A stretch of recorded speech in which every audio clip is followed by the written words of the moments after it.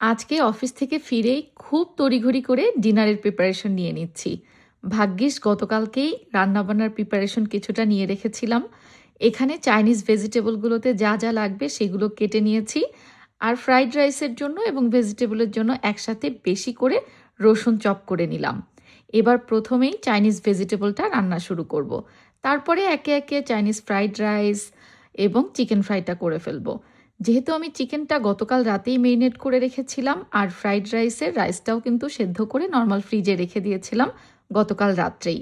এর জন্য কিন্তু আজকে আমার রান্নাবান্না বেশ সহজ হয়ে যাবে। চাইনিজ রান্নার অবশ্য এই কাজটা খুব ভালো যে আগে থেকে বেশ খানিকটা প্রিপারেশন আপনি চাইলেই করে রাখতে পারেন।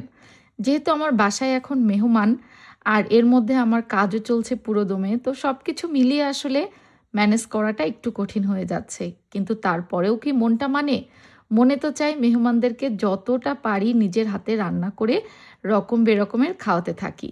যাই হোক, টুকটাক চেষ্টা করছি আলহামদুলিল্লাহ। আর মেহমানরাও তো এসেছে ইংল্যান্ডে ঘুরতে, ওরা বিভিন্ন জায়গায় ঘোরাফেরা করছে। আর রাত্রে যখন আমরা একসাথে খাওয়া দাওয়া করি ওই টাইমটা কিন্তু আমরা খুব এনজয় করি। আজকে শরীরটাও বেশ খারাপ, ডক্টরের অ্যাপয়েন্টমেন্টও নিতে হবে। শরীরটা খারাপ বলতে আমার যেহেতু এখন শীতকালে ঠান্ডার সমস্যাটা একটু বাড়ে, মানে অ্যাজমার প্রবলেমটা বেড়ে যায়। সারা বছরই তো অ্যাজমা থাকে, আমি গত 10-12 বছরের উপরে ইনহেলার ইউজ করি। তো সব কিছু মিলিয়ে ভাবছি ডক্টর অ্যাপয়েন্টমেন্টটাও নিব। এদিকে বাসায় যেহেতু গেস্ট, আমি একদমই সময় করে উঠতে পারছি না।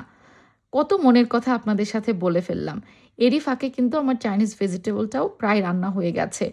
যে ভেজিটেবলগুলো চাইনিজ ভেজিটেবলে দিতে হয় সেগুলো সব কিছু 1 বাই 1 কুক করে নিয়ে একটু আমি সয়া সস দিয়েছি আর সাথে হচ্ছে একটু কর্নফ্লাওয়ার আর একটু পানি দিয়ে সেদ্ধ হওয়ার জন্য এবার ঢেকে দিব। চাইনিজ ভেজিটেবল আসলে রান্না খুব একটা কঠিন কিছু না। আর চাইনিজ রান্নাটা তো আমাদের নিজেদের মতো করে আমরা রেসিপিটা তৈরি করি। আমরা যে আসলে একেবারে অথেন্টিক চাইনিজ রেসিপি ফলো করি বিষয়টা কিন্তু এরকম না। আমি একটা ডিম ভেঙে দিয়ে দিলাম এর মধ্যে।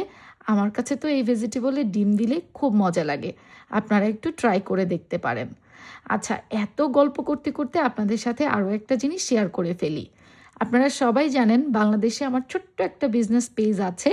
উপরে স্ক্রিনে দেখতে পাচ্ছেন লন্ডন ডিলস ফেসবুক যে পেজটা। এই ফেসবুক পেজে অর্ডার করলেই কিন্তু আপনারা 100% অথেন্টিক ইউকের সব কসমেটিক্স প্রোডাক্টগুলো বাংলাদেশে বসেই হোম ডেলিভারি পাবেন। এখন তো শীতকালের বিভিন্ন ধরনের ক্রিম, লোশন, বডি অয়েল এগুলো খুবই দরকার লাগে বড়দের, বাচ্চাদের, সবার। এছাড়াও কিন্তু আমাদের পেজে অনেক ধরনের প্রোডাক্ট রয়েছে, আপনারা একটু লন্ডন ডিলস পেজটা ভিজিট করলেই দেখতে পারবেন। এখন আসল কথা যেটা, আমাদের পেজে কিন্তু উইন্টার ডিসকাউন্ট চলছে।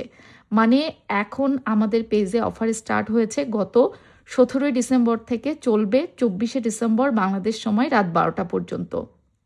আর আমাদের ডিসকাউন্টটা প্রতিবারের মতোই, আপনি যত বেশি বেশি কেনাকাটা করবেন তত বেশি বেশি ডিসকাউন্ট পাবেন নির্দিষ্ট অ্যামাউন্টের উপরে। সো ডিসকাউন্ট ডিটেলসটা জানতে হলে আপনারা লন্ডন ডিলস পেজে ইনবক্স করবেন এবং কী কী প্রোডাক্ট আছে না আছে সব কিছু আমাদের লন্ডন ডিলস পেজটা একটু ভিজিট করলেই দেখতে পারবেন। আবারও চলে আসলাম রান্না বান্নায়। ওই যে গতকালকে যে চিকেনটা মেরিনেট করে রেখেছিলাম, এই জন্য কিন্তু আজকে আমার তাড়াহুড়ার উপরেও ডিনারটা রেডি করতে একটু হলেও সহজ হচ্ছে। কাজগুলো এভাবে যদি আগে থেকে গুছিয়ে রাখা যায় তাহলে কিন্তু আমাদের মেয়েদের বেশ সুবিধা হয়।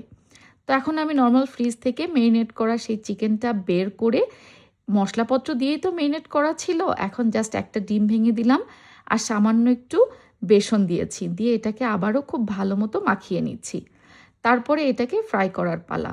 তো মাখিয়ে আমি আধা ঘন্টা রেখে দিচ্ছি, যেহেতু কেবলই ফ্রিজ থেকে বের করেছি, এটা অত্যাধিক ঠান্ডা। এরই ফাঁকে কিন্তু আমার চাইনিজ যে ভেজিটেবলটা সেটাও রেডি হয়ে গেছে। একদম শেষমেশ একটুখানি লবণটা চেক করে নিলাম, লবণটা ঠিক আছে কিনা একটু অ্যাডজাস্ট করে দিয়েছি। আর দিয়েছি কয়েক ফালি কাঁচামরিচ।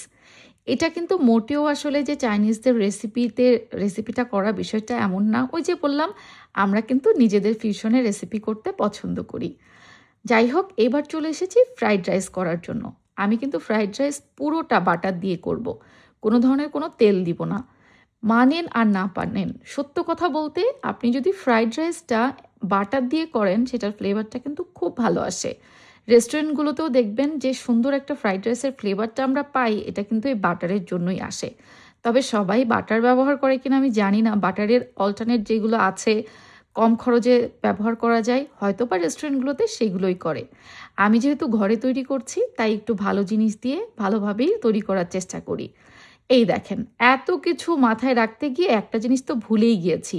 বাটারে আগে ভেজিটেবল ফ্রাই করা শুরু করে দিয়েছি, এদিকে যে গার্লিকটা আমার আগে দিতে হতো সেটাই মনে ছিল না। তো কি করব, এখানে আমি ভেজিটেবলটা এক সাইড করে রেখে গার্লিকটা হালকা একটু ভেজে নিলাম। যাই হোক, হলো তো কোনো একরকম। আসলে সব কিছু একসাথে করতে গিয়ে অনেক সময় কিন্তু আমরা অনেক কিছু গুলিয়ে ফেলি।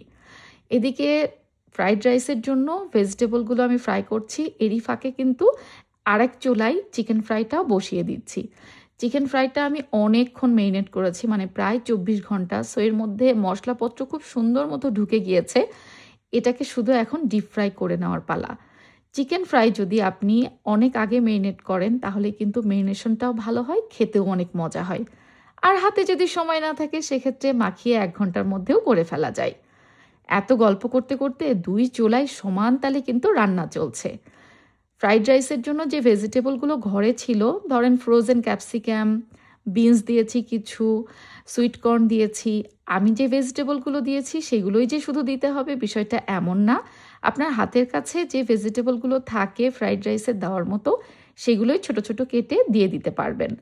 ডিম দিয়ে দিলাম বেশ কিছু। ফ্রাইড রাইসে আসলে চাইলে চিকেনও দেওয়া যায়, চিংড়িও দেওয়া যায়। তো আমি আলাদা করে আর এখানে চিকেন চিংড়ি ব্যবহার করিনি। এগ ভেজিটেবল ফ্রাইড রাইস আজকে তৈরি করছি। রাইসগুলো কিন্তু গতদিনই সেদ্ধ করে নর্মাল ফ্রিজে রেখেছিলাম যাতে ফ্রাইড রাইসটা বেশ ঝরঝরা হয়। এখানে আমি আপনাদেরকে আরও একটা টিপস দিয়ে দিই।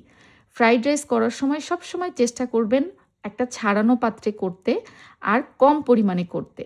ফ্রাইড রাইস যদি ঘপ একটা পাত্রে করেন আর পরিমাণে বেশি করেন সেক্ষেত্রে নাড়াচাড়াতে যেমন সমস্যা, আর শেষমেশ দেখা যায় রাইসটা খুব একটা ঝরঝরেও হয় না।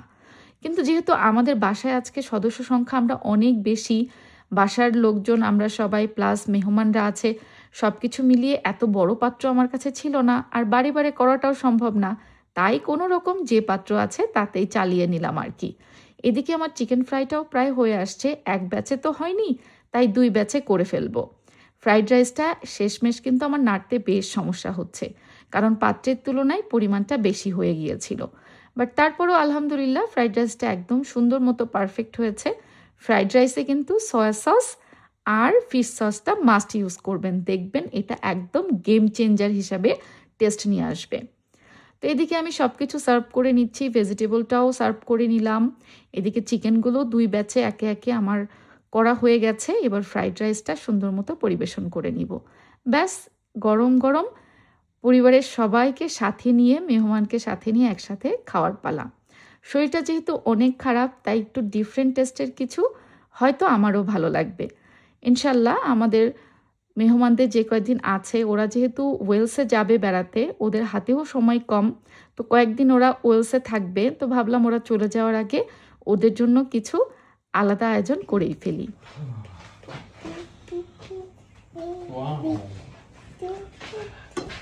হাই, আমি তো আসলে অসুস্থ শরীরে তোমাদের জন্য কিছুই করতে পারতেছি না। আপু তাও এত রান্না খাইছি, তোমরা আসছো আর আমিও অসুস্থ হয়েছি, সব মিলায়ে। তাও অসুস্থ শরীর নিয়েও যেগুলো করতেছেন। না, আমার আরো ইচ্ছা ছিল, বাট আনফরচুনেটলি আমার শরীরে কুলাচ্ছে না একদমই। না আর কি, বহুত কিছু করছেন।